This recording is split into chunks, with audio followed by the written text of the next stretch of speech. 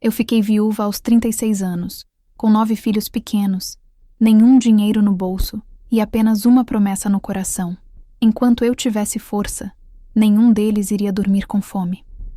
Naquela noite, olhando para a despensa quase vazia, um punhado de arroz, meio pacote de feijão e um resto de fubá, chorei baixinho para não acordar as crianças. Mas quando o sol nasceu, enxuguei as lágrimas e falei comigo mesma: Helena, acabou o tempo de chorar. Agora é hora de lutar. E foi assim que começou a jornada mais difícil. E também a mais bonita da minha vida. Existe uma força que reside no coração de uma mãe. Uma chama que nem a mais fria das perdas consegue apagar. É uma tenacidade silenciosa. Uma resiliência tecida no dia a dia, fio a fio, com os restos de sonhos partidos. A história que vamos contar hoje é sobre essa força, sobre a vida que insiste em florescer nos solos mais áridos. É uma prova de que o amor é o ingrediente secreto, não apenas para um doce, mas para a própria sobrevivência. E se você acredita que histórias como essa merecem ser contadas e ouvidas, que elas nos inspiram a sermos mais fortes e mais humanos, então faça parte da nossa comunidade. É um gesto simples. Inscreva-se no nosso canal para que juntos possamos continuar a partilhar estas jornadas de superação que nos lembram do poder que existe em cada um de nós. Agora, respire fundo e permita-se mergulhar na vida de Helena Ribeiro. O último grão de café foi coado. A última xícara, lavada com uma lentidão mecânica, foi guardada no armário de madeira que rangia como um velho asmático a cada movimento.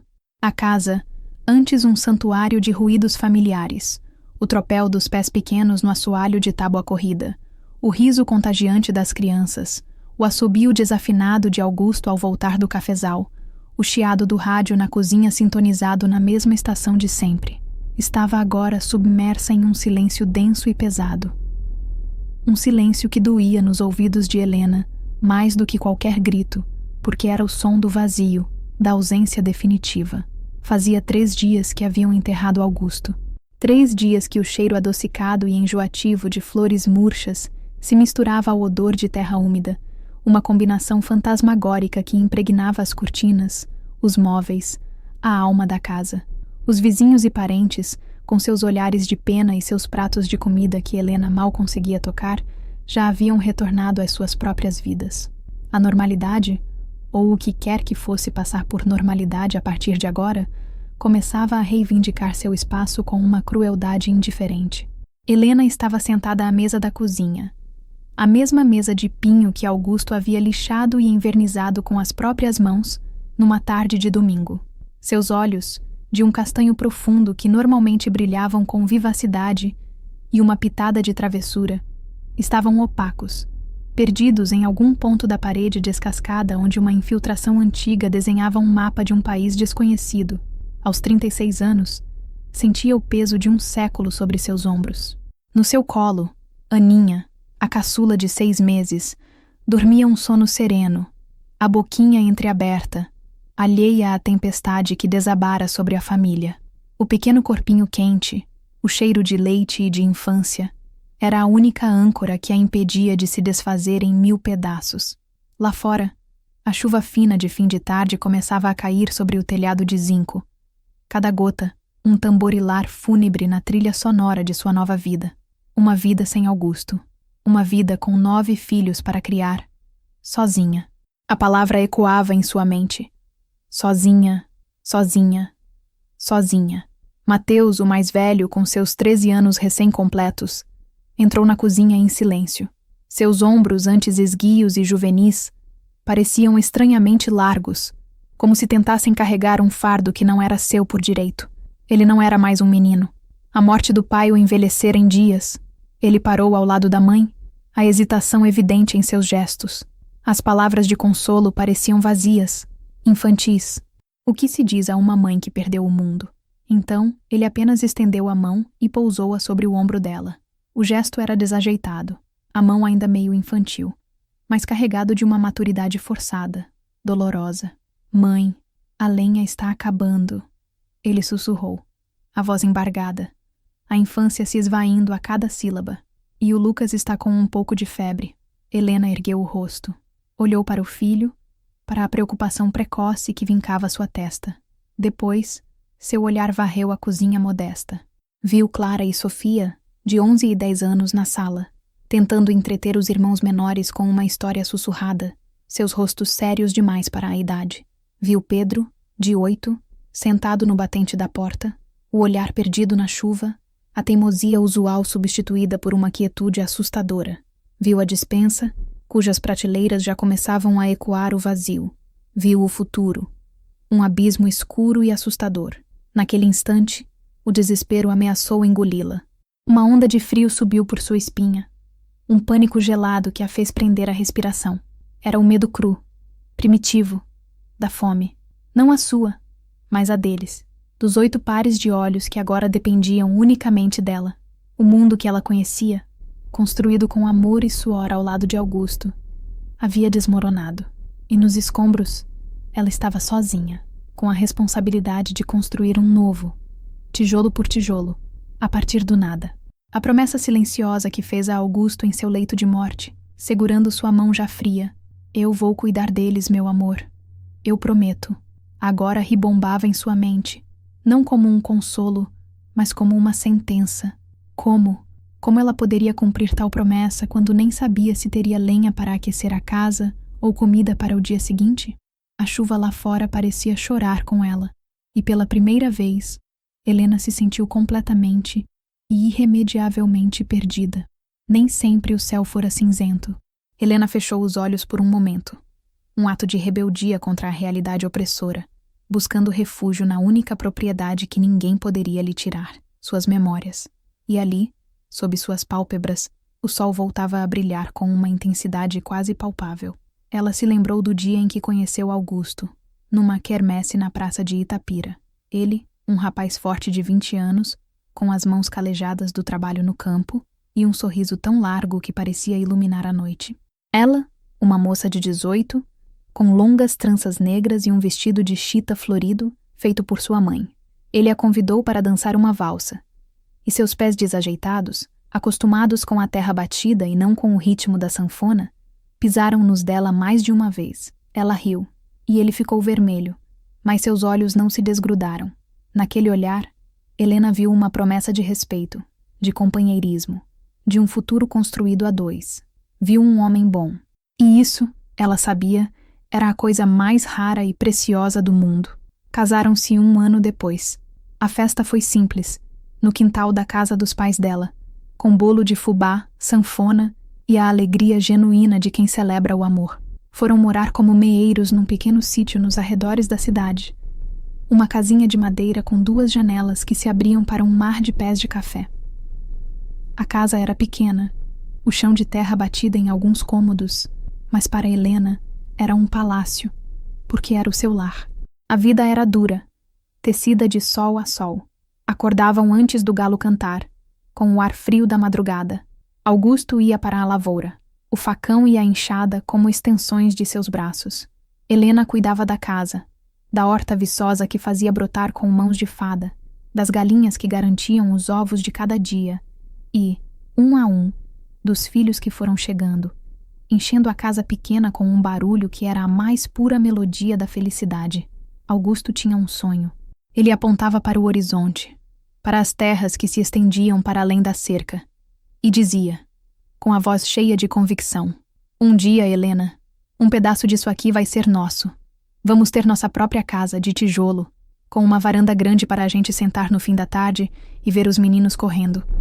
Uma casa onde ninguém possa chegar e mandar a gente embora." Helena compartilhava desse sonho.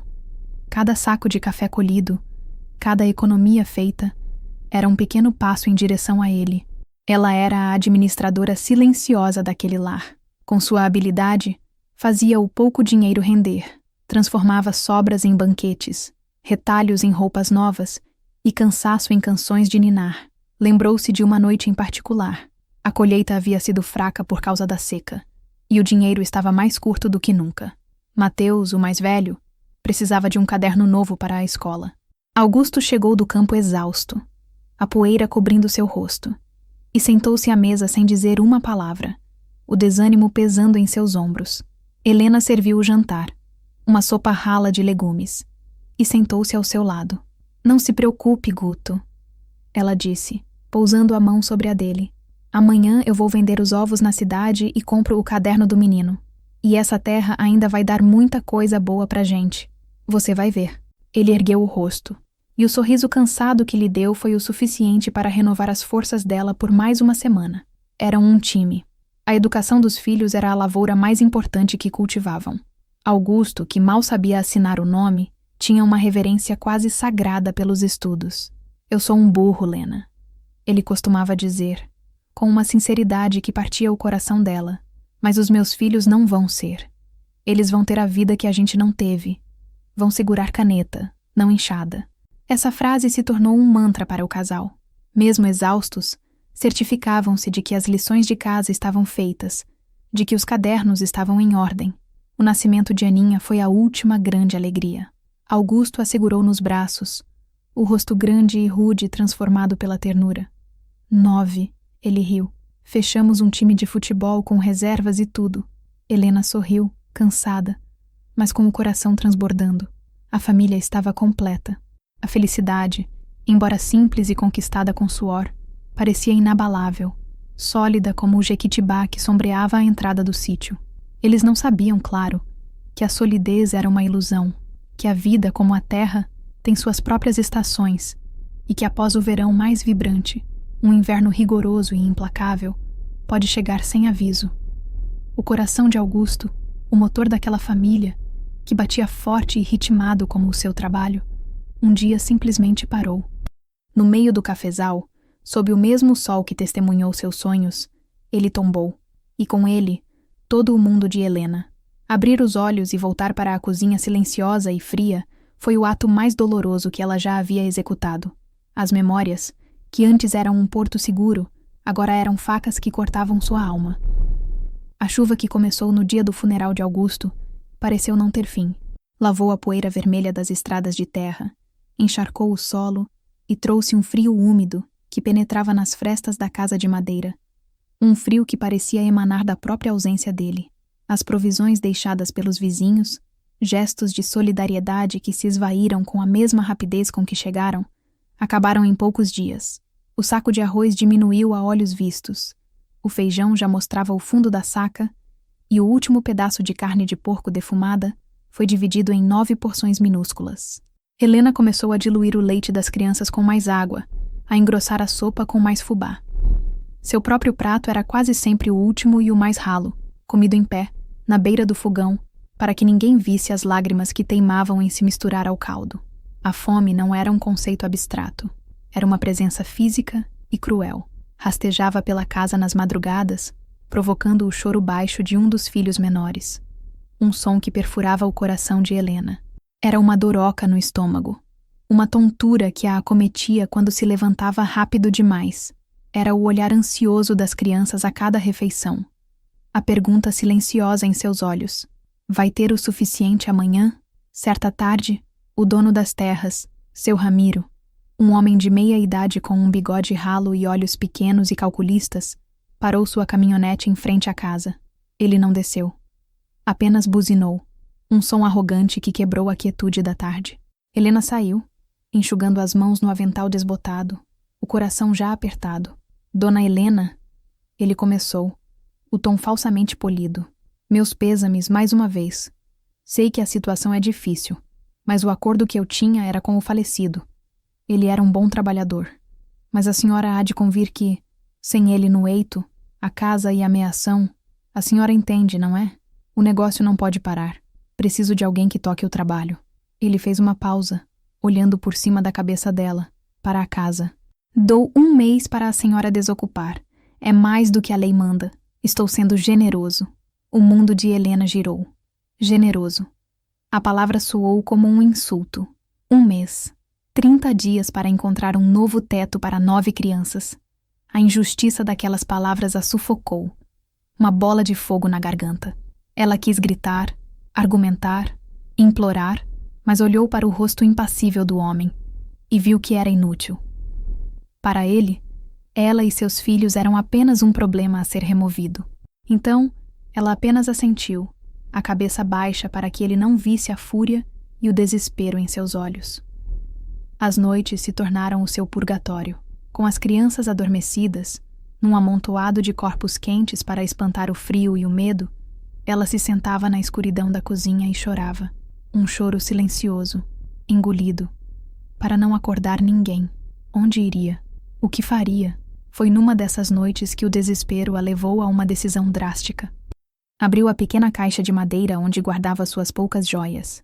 Lá dentro, sobre um pedaço de veludo gasto, repousava sua aliança de casamento e um par de brincos de ouro que ganhara da sogra no dia do casamento. Eram os únicos objetos de valor que possuía, relíquias de uma vida que não existia mais. Seus dedos tremeram ao tocar o anel. Lembrou-se do dia em que Augusto o colocou em seu dedo, o ouro brilhando sob a luz da igreja. Era um símbolo de tudo o que eles haviam construído, de cada sonho compartilhado, de cada dificuldade vencida juntos. Vender aquela aliança parecia uma traição, uma profanação de sua memória. Era como enterrá-lo uma segunda vez. Mas então, o choro baixo de Lucas, de 5 anos, veio do quarto ao lado. Ele estava com fome. A realidade, mais uma vez, se impôs sobre o sentimentalismo. Augusto entenderia. Ele sempre colocou os filhos em primeiro lugar. Ele daria a própria vida por eles. Como ela poderia se apegar a um anel? Com o coração partido em 1000 pedaços, ela fechou a mão em torno do ouro frio. No dia seguinte, caminharia até a cidade. Engoliria o orgulho e a dor, e trocaria aquele círculo dourado de memórias por alguns sacos de mantimentos. Era o preço da sobrevivência, um preço que ela pagaria, quantas vezes fosse necessário, para manter seus filhos vivos. Aquele gesto, doloroso e sacrificial, foi o primeiro passo de uma longa e árdua caminhada para longe do abismo. A caminhada de 10 quilômetros até o centro de Itapira, sob o sol forte, pareceu uma penitência. Com o coração pesado e a aliança escondida num lenço dentro do bolso, Helena sentia cada passo como uma martelada na alma. O ourives, um homem de olhar indiferente atrás de um balcão de vidro, pesou o anel e os brincos, fez alguns cálculos num papel e ofereceu uma quantia que Helena sabia ser irrisória. Mas ela não estava em posição de negociar. Aceitou o dinheiro, sentindo um vazio gelado no dedo anelar e na alma. O espaço onde o anel costumava estar parecia queimar. Com as cédulas amassadas na mão, ela foi direto para o armazém. Comprou arroz, feijão, fubá, óleo e um pouco de carne seca. O peso das sacolas no caminho de volta era um alívio. Um contraponto ao peso que sentia no peito. Naquela noite, pela primeira vez em semanas, todos comeram até ficarem satisfeitos. Vê-los raspar o prato com um sorriso nos lábios deu a Helena uma fagulha de força. Ela sabia, no entanto, que aquele dinheiro não duraria para sempre.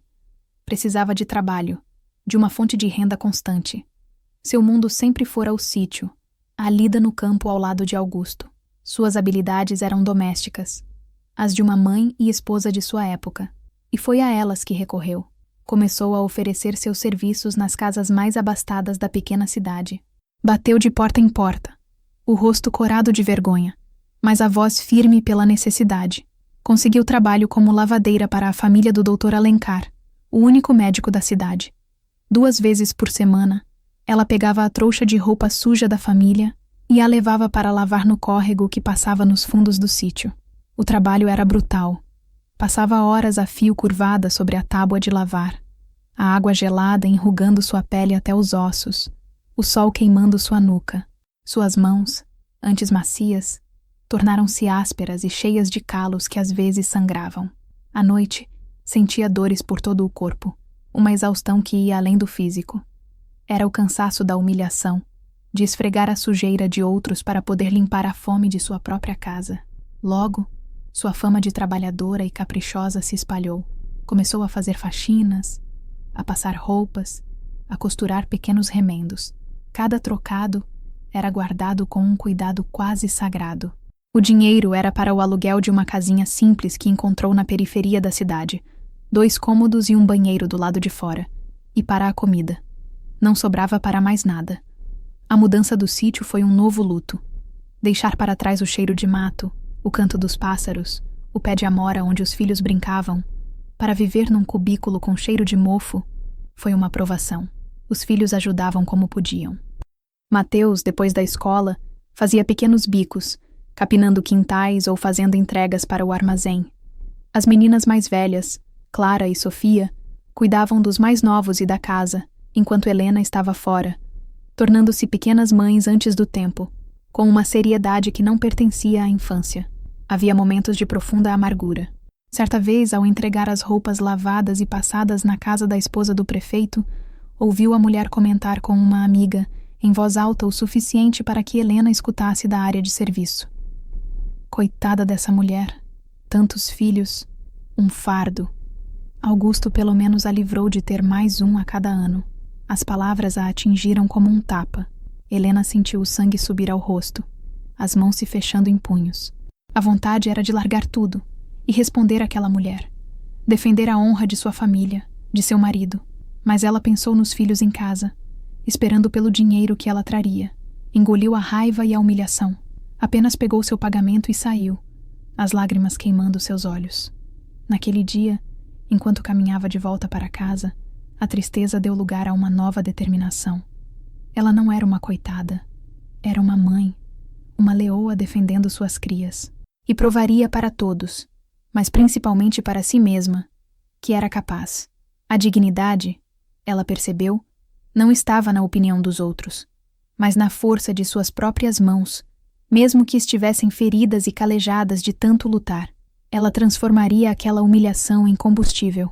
Os meses se arrastaram, transformando-se em 1 ano, depois 2. A vida de Helena se resumia a uma rotina exaustiva de trabalho braçal e preocupações financeiras. A pequena casa alugada era apertada, mas cheia de amor. O dinheiro era sempre curto, mas nunca mais faltou comida na mesa.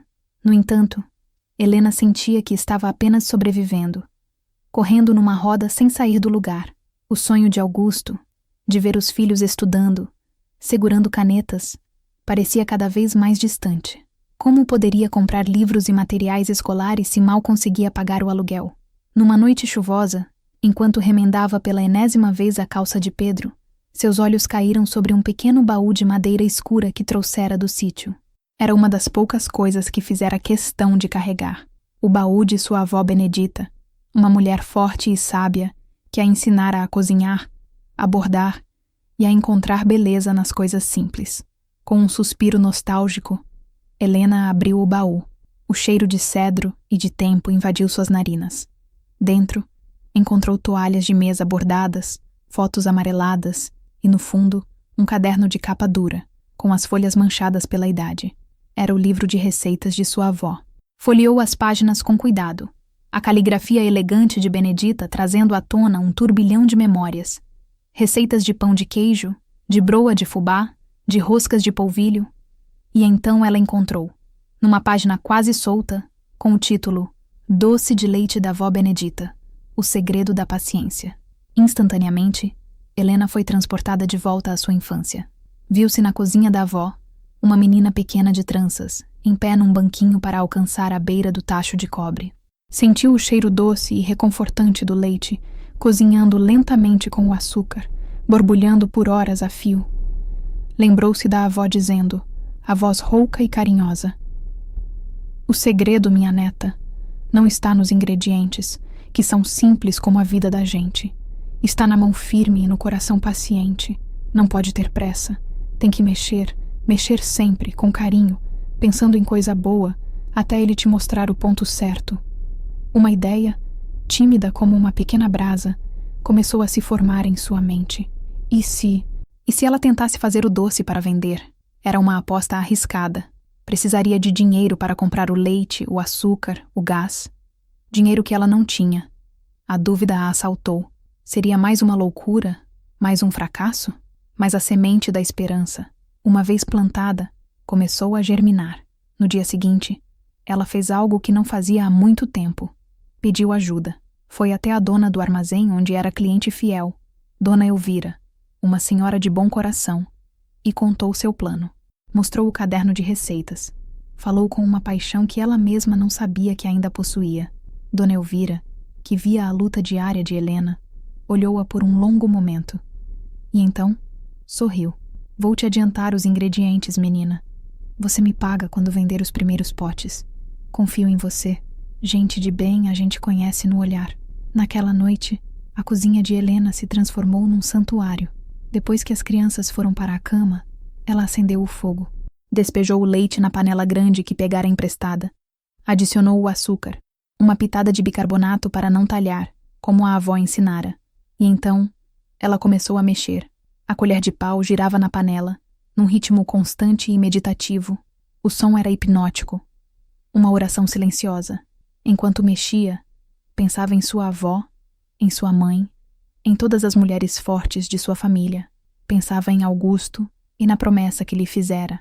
Pensava em cada um de seus 9 filhos, no futuro que queria para eles. Cada volta da colher era um ato de desafio contra o destino. Uma teimosia doce. O líquido branco foi escurecendo, engrossando, o aroma adocicado preenchendo cada canto da casa. Horas se passaram. Seus braços doíam, suas costas protestavam. Mas ela não parou.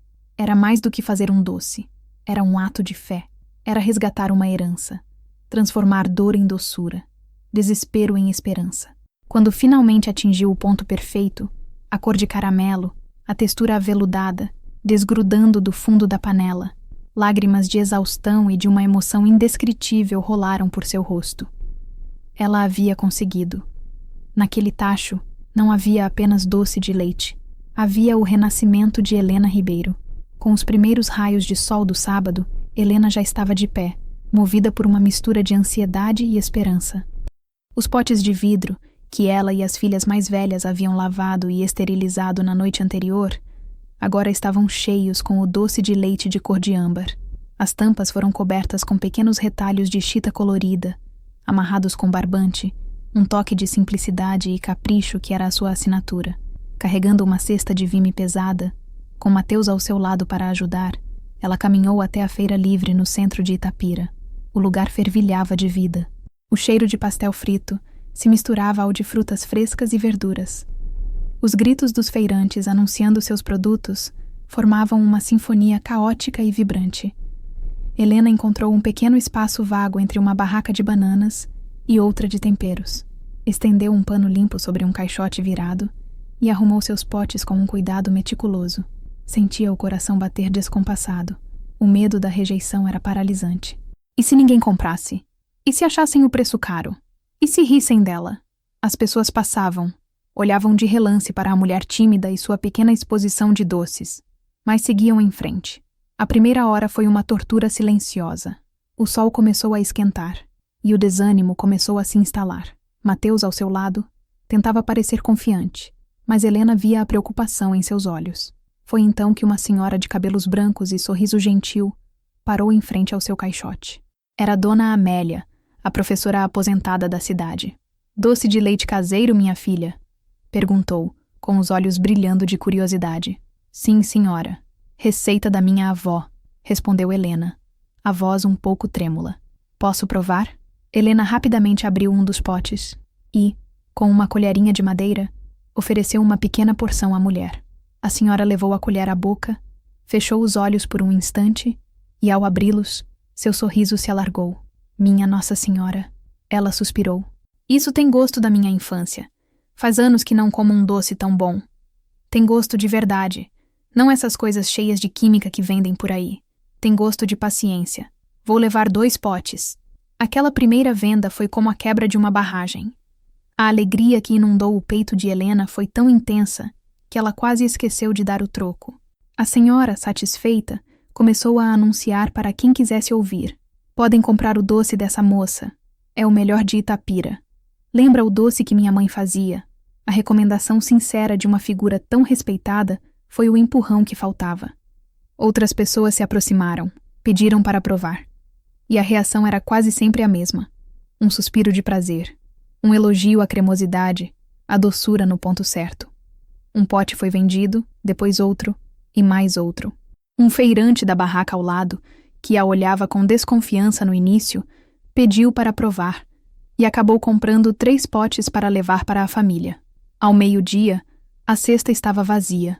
Helena olhou para o dinheiro na sua mão, uma quantia que ela levaria uma semana inteira de faxinas e lavagens para ganhar. Mas era mais do que o dinheiro. Era a validação. Era a prova de que o legado de sua avó, combinado com seu próprio esforço, tinha valor.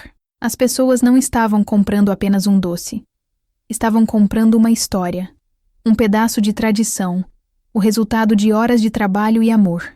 No caminho de volta para casa, Mateus não conseguia esconder o orgulho. A senhora conseguiu, mãe!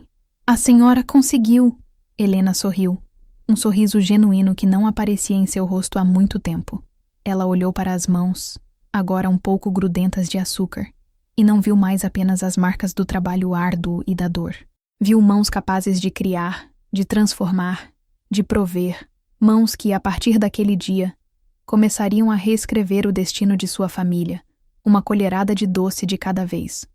O sucesso na feira não foi um evento isolado. Tornou-se um ritual de sábado. A cada semana, Helena aumentava um pouco a produção. E a cada semana, vendia tudo. A moça do doce rapidamente se tornou uma figura conhecida. As pessoas já a esperavam. Faziam fila. O nome Dona Helena começou a ser pronunciado com um misto de carinho e respeito. Com o dinheiro das vendas, a primeira coisa que fez foi pagar sua dívida com Dona Elvira, entregando o valor com um pote de doce de presente. Depois, começou a investir no seu pequeno negócio.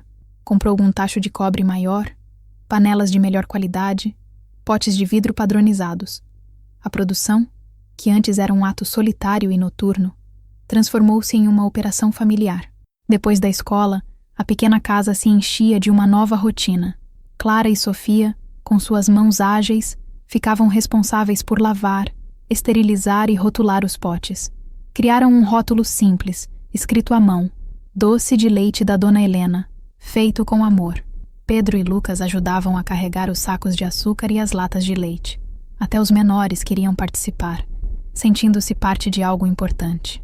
Mateus, com seu senso de responsabilidade, tornou-se o gerente financeiro, anotando os custos e os lucros num caderno de contabilidade. A casa, antes marcada pela escassez e pela tristeza, agora cheirava a caramelo e esperança. O borbulhar do doce no fogo tornou-se a trilha sonora da sua recuperação. Helena, embora ainda trabalhasse incansavelmente, estava diferente. Havia uma nova luz em seus olhos, uma postura mais ereta. Ela não era mais a viúva desamparada, era uma empreendedora. A reputação de seu doce ultrapassou os limites da feira. Os donos de padarias e pequenos armazéns da cidade começaram a procurá-la. A primeira negociação foi com seu Manuel, da padaria central, um português turrão. Ele provou o doce, resmungou algo sobre estar bom, mas não é como o de Portugal, mas acabou encomendando 20 potes. Foi um marco. Helena quase não dormiu na noite anterior, preocupada em dar conta da encomenda. Mas com a ajuda dos filhos, entregou tudo no prazo, com a mesma qualidade impecável. Ela pôde, finalmente, largar as faxinas e as trouxas de roupa para lavar. Todo o seu tempo e energia foram dedicados ao doce. Com uma renda mais estável, a vida da família melhorou significativamente. As refeições se tornaram mais fartas. As roupas já não eram tão remendadas. E, o mais importante para Helena, ela pôde investir na educação dos filhos. Comprou livros, cadernos novos, pagou por aulas de reforço quando necessário.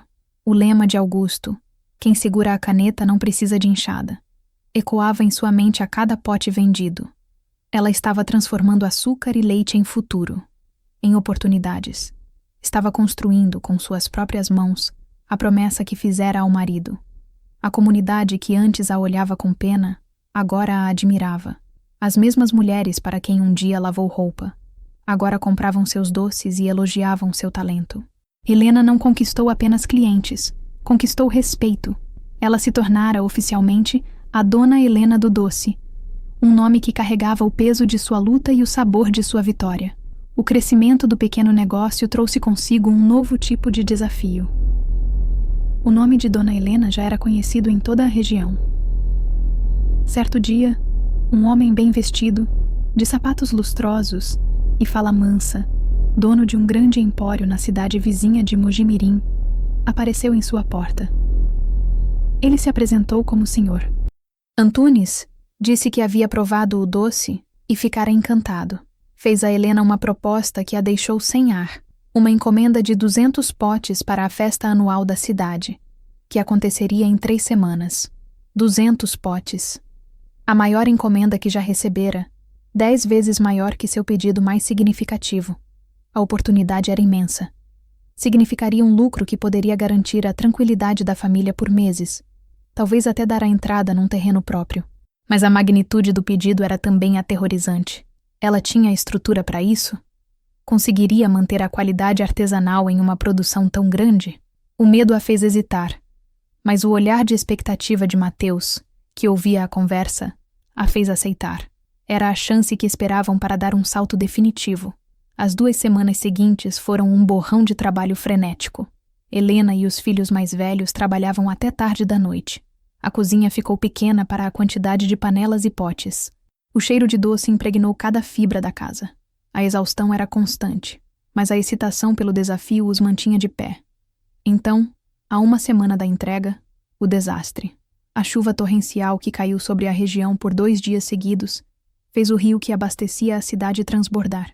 A pequena ponte de madeira que ligava a área rural aos fornecedores de leite foi interditada, a correnteza ameaçando levá-la. De um dia para o outro, Helena se viu sem sua matéria-prima principal. O pânico se instalou. Metade da encomenda ainda precisava ser feita. O Sr. Antunes já havia adiantado uma parte do pagamento, que ela usara para comprar o açúcar e os potes. Fracassar significaria não apenas uma perda financeira devastadora, mas a ruína de sua reputação. Helena sentou-se à mesa da cozinha, o rosto pálido, a cabeça entre as mãos. Pela primeira vez em muito tempo, sentiu o mesmo desespero da época em que ficara viúva. Não vamos conseguir. Ela sussurrou, a voz embargada. Foi Mateus, agora com quase 17 anos, quem a ergueu. Mãe, a gente não pode desistir agora. Não depois de tudo o que a senhora passou. O pai não ia desistir. Ele se virou para os irmãos. Vamos pensar. Tem que ter um jeito. A determinação do filho acendeu uma fagulha em Helena. Eles passaram a noite em claro, traçando planos. Lembraram-se de um pequeno produtor, seu Joaquim, que morava do outro lado da serra. Seu acesso à cidade não dependia da ponte interditada, mas o caminho era uma estrada de terra precária, quase intransitável com a chuva. Na manhã seguinte, antes do amanhecer, Mateus pegou a bicicleta velha e reforçada que usava para as entregas e partiu, levando consigo apenas uma garrafa de água e a determinação herdada da mãe. Foram as horas mais longas da vida de Helena. Cada minuto que passava era uma tortura. No meio da tarde, quando a esperança já começava a minguar, ela ouviu um barulho, correu para a porta e viu a cena que ficaria para sempre gravada em sua memória. Mateus voltava, exausto, coberto de lama da cabeça aos pés, mas com um sorriso vitorioso no rosto. Atrás dele, vinha a carroça de seu Joaquim, puxada por um burro, carregada com latões de leite fresco. O alívio foi tão avassalador que as pernas de Helena fraquejaram. Ela abraçou o filho com uma força que misturava gratidão, orgulho e um amor infinito. Naquele momento, ela não viu um menino, mas um homem. O parceiro que a vida lhe tirara parecia renascer, de certa forma, na força e no caráter de seu primogênito. Com o leite garantido, a família se uniu numa força-tarefa implacável. Trabalharam dia e noite. No dia da entrega, os 200 potes estavam prontos, rotulados e embalados. Estavam todos exaustos, mas unidos por um sentimento de triunfo. Haviam enfrentado a maior prova de fogo e vencido. A entrega bem-sucedida da grande encomenda foi o divisor de águas definitivo para a família Ribeiro. O lucro substancial, somado à reputação agora consolidada, permitiu a Helena realizar o primeiro grande sonho que compartilhava com Augusto: comprar um pedaço de terra e construir uma casa de tijolos. Ela encontrou um pequeno lote no mesmo bairro onde moravam, espaçoso o suficiente para uma casa e um pequeno pomar. Com a ajuda de um pedreiro local e dos filhos nos fins de semana, a casa começou a tomar forma. Cada tijolo assentado era uma vitória. Helena e os filhos misturavam cimento, carregavam blocos, aprendiam na marra. Era um trabalho duro, mas feliz. Estavam construindo seu castelo. A nova casa tinha 3 quartos, uma cozinha ampla, que Helena projetou especialmente para a produção dos doces. E o mais importante, uma varanda. Uma varanda grande, como Augusto sempre sonhara. No dia em que se mudaram, Helena sentou-se numa cadeira de balanço na varanda e chorou. Eram lágrimas de gratidão, de saudade, de um sentimento avassalador de dever cumprido. Os anos que se seguiram foram de crescimento e estabilidade. O doce de leite da Dona Helena tornou-se uma marca registrada na região. Ela nunca industrializou a produção, insistindo em manter o processo artesanal. Contratou 2 vizinhas para ajudá-la na cozinha, gerando emprego e fortalecendo a comunidade. Mas a maior colheita de Helena não foi a financeira. Foi ver o futuro de seus filhos florescer. Um por um, eles terminaram os estudos. Mateus formou-se em administração e assumiu a gestão do negócio.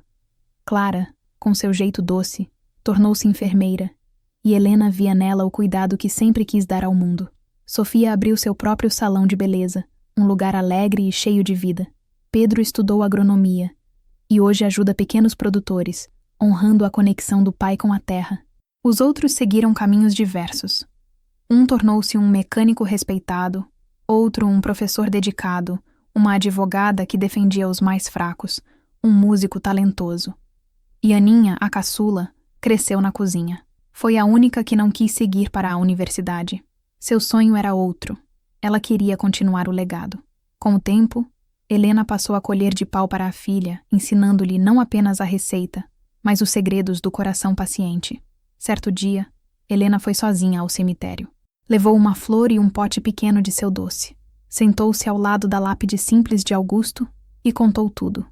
Falou da casa nova, da varanda. Descreveu a formatura de cada filho. Riu ao contar as travessuras dos netos. Você conseguiu, Guto. Ela sussurrou para o vento. Nossos filhos estão segurando as canetas. Estão todos bem. Eu cumpri minha promessa. Uma paz profunda, que ela não sentia há décadas, a envolveu. O sol da manhã de domingo dourava a varanda da casa de Dona Helena. Aos 78 anos, sentada em sua cadeira de balanço de vime, ela observava a cena com olhos marejados de uma alegria tranquila. O cheiro que vinha da cozinha já não era apenas o do seu doce, mas o da feijoada que uma das noras preparava para o almoço de família. O som de risadas de crianças, seus netos e os primeiros bisnetos, ecoava pelo quintal, misturando-se à melodia de um violão tocado por seu filho músico. A casa, que um dia pareceu um sonho inalcançável, agora era o coração pulsante de uma família grande e unida. Seu corpo carregava as marcas do tempo e do trabalho. As mãos, que um dia foram ásperas e feridas, agora eram macias, embora os nós dos dedos contassem a história de cada panela mexida. O cabelo era uma coroa de prata que emoldurava um rosto sereno, sulcado por rugas que eram mapas de uma vida de lutas e de sorrisos. Aninha aproximou-se com uma xícara de café fumegante. Está pensando em quê, mãe? Perguntou sentando-se num banquinho ao seu lado. Helena sorriu. Estava me lembrando do sítio, da nossa casinha de madeira. Parece outra vida. Ela olhou para o neto pequeno correndo atrás de uma bola. Às vezes a gente acha que não vai aguentar, que a dor é grande demais. Mas a gente aguenta. Um dia de cada vez. Um dos netos mais velhos, um adolescente curioso, sentou-se aos pés da avó.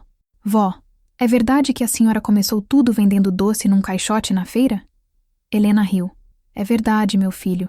Num caixote virado. E com muito medo no coração. Ela olhou para cada rosto ali presente. Seus filhos, noras, genros, netos. Eram a sua colheita. O fruto de cada lágrima, de cada noite em claro, de cada humilhação engolida. O legado de Helena Ribeiro não está apenas nos potes de doce que continuam a ser vendidos. Está em cada diploma pendurado na parede, em cada neto que corre em seu jardim, em cada vida que ela tocou com sua força e dignidade. A história dela nos ensina que a vida pode nos tirar muito, mas não pode nos tirar a capacidade de transformar nossas perdas em força e nossas lágrimas em sementes de um futuro melhor. A jornada de Dona Helena é um lembrete poderoso de que a verdadeira força não reside na ausência de quedas, mas na coragem de se levantar 1, 2, 10, 1000 vezes. É a história da doçura que nasce da mais profunda amargura. Se a vida e a luta de Dona Helena Ribeiro tocaram o seu coração e te fizeram acreditar na incrível força que todos nós carregamos dentro de si, demonstre seu apoio. Deixe um like para que essa história de resiliência e amor possa alcançar e inspirar mais pessoas. Comente abaixo o que você sentiu ao ouvi-la, qual parte mais te emocionou. E claro, se ainda não faz parte da nossa comunidade, inscreva-se no canal, pois cada vida é uma história que merece ser contada, e nós estaremos aqui para trazê-las até você.